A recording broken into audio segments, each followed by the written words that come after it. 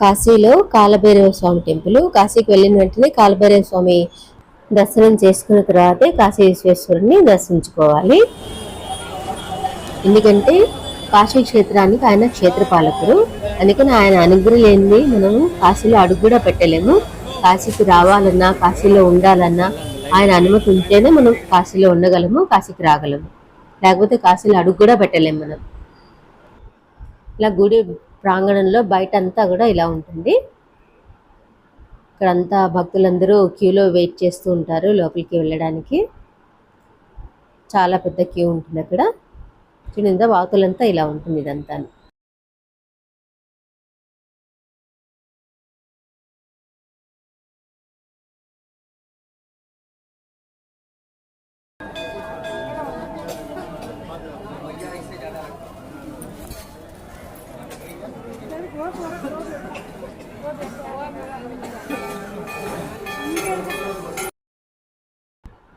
ఇక్కడ నుంచి మనం గుడి లోపలికి ఎంటర్ అవుతాము.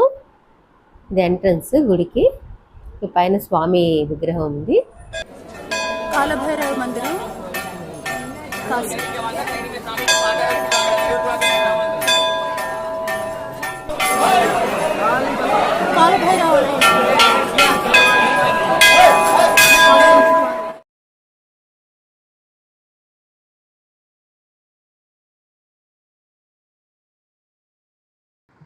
ఇప్పుడు కాలభైరవ స్వామి దర్శనం చేసుకున్న తర్వాత పక్కనే దగ్గరలోనే దండపాణి స్వామి టెంపుల్ ఉంటుంది.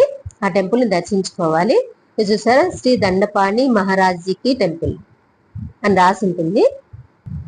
ఈ దండపాణి టెంపుల్లో మనం చేసిన పాపాలన్నింటినీ పరిష్కారం చేసుకోవడానికి ఇక్కడ దండను విధిస్తారనమాట. ఒక కర్రలా ఉంటుంది, దాంట్లో తీసి వీటి మీద కొడతారనమాట. కొట్టడం వల్ల మన పాపాలన్నీ పరిష్కారమై మనకు మోక్షం వస్తుందని చెప్తారు.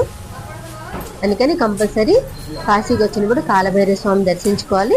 తర్వాత దండపాణి స్వామి కంపల్సరీ దర్శించుకోవాలి. అప్పుడే మనం కాశీకి వచ్చిన ఫలితం దక్కుతుందంట అని చెప్తారు.